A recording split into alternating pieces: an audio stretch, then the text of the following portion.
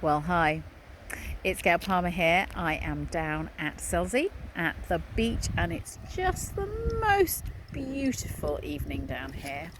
Oh, about to be interrupted by a large hairy thing. She's found some new friends. She's very happy. So, I've had a lovely day's working today. I've seen a wide variety of patients, including one on a telehealth consultation because I'm not allowed to see them still.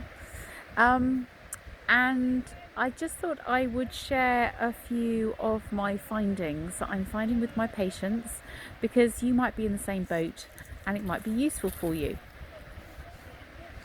So one of the things I'm noticing, because of the fear and panic that the media in particular, but the government as well, managed to put into everyone leading up to and the early part of lockdown, people's nervous systems went into overload. Everyone is able to cope with and adapt to a certain degree of stress. That's perfectly normal. But when that stress gets maintained for longer than a few hours, certainly into the weeks, our normal adaptive mechanisms break down. So usually, it's a good example, if you watch dogs playing and things aren't going quite so well for them, they will submit. So they will lie down on their backs and put their paws in the air and say, it's okay, enough's enough, that's the end of the game. And then often, if that hasn't happened, perhaps if you had a good old chase and what have you, they'll have a yawn, they'll have a stretch, and they'll have a shake. They will literally shake out the stress from their system. And then when they finish their walk, they come back and have a jolly good sleep and recover. Now, one of the things that humans don't do is stretch out or before or after moving or a period of stress. We keep it inside. The areas of tension that are particularly tight with this, I've noticed, have been people's hearts and around the middle of the chest, irrespective of whether you've had any flu type symptoms, not necessarily coronavirus, but any flu type, cold, chesty type things at all.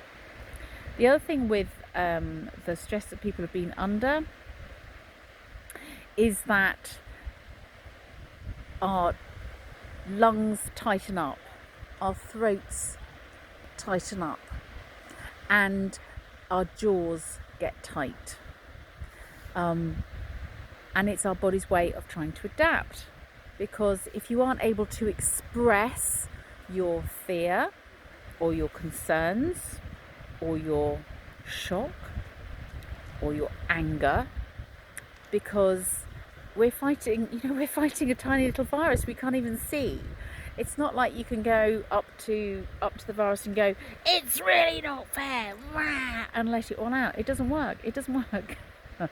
That sounds really silly, but actually our bodies are still animal based, and however much we may like to think we've got fantastic brains and what have you, they have default settings and they're not designed for this.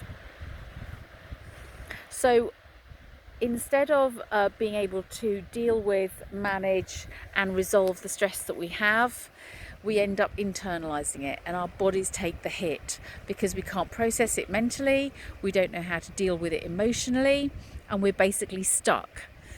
So our bodies take the hit and they store it up to be dealt with at a later date. A good analogy is, if you're running away from a saber-toothed tiger, you run away first, you then work out how you're going to deal with the surprise, the shock, the fear, the distress, etc. Okay, that's called surviving. We can't do that with the virus. There's nothing to run away from. Sure, there are things that we can do to help prevent it, and I have to say the government has done a really dreadful job of helping people to know how to deal with it in a way that they can deal with it.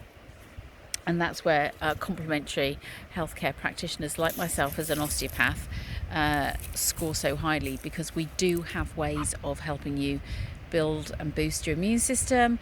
We have simple things that you can do at home which make a big difference. But one of the things that I'm finding is that everyone's systems are locked up. Their chests are locked up, their hearts are locked up, and their nervous system is locked up. And it reduces everyone's ability to cope and adapt and deal with what we have to deal with. You know, at the end of the day, we have to pivot, we have to adapt, otherwise we go backwards. So one way or the other, we need to find ways of managing ourselves better. So it has to start with us, not them out there, the virus, us. We can only make a difference to us. And then we can start making a difference to our communities around us, our family and what have you. One of the things I've found is that people are so locked down and have been so terrified for so long. You know, we're 12 weeks into lockdown now, that they've almost gone numb. Their whole systems are so suppressed emotionally and mentally as well as physically. And I know that when that happens from clients that I've had in the past, not because of coronavirus, but you know, the physical effects are the same. The only way to get that unlocked is to have some physical treatment and have someone who can empathise and sympathise and help you unravel the emotions and the mental states that you have been through in the process of unlocking things physically to help you to heal. We're either growing or we're stopping. There isn't any other way around it. So if you want to be the healthiest, most self-expressed person that you can be, I highly recommend that you come and see an osteopath or another preferred practitioner that is able and experienced enough to be able to unravel what's happening and to start having you get back to life. You know, get back to life is such an important concept. We've had all of this lockdown, this shutdown, this squashing of who we are, and it's now time to start getting back to life. So if you want my help, I'm here, I'm available. The clinic is now open at Siddlesham, and I look forward to taking your inquiries, and you are able to book in online as well. So you can go to the Living Elements Clinic Facebook page. Alternatively, you can go to livingelements.co.uk, and I'd be delighted to see you in person, face to face, or on a telehealth consultation, and see what we can do to start getting you get back to life. That's Gayle Palmer from the Living Elements Clinic, where your health is my priority. Take care.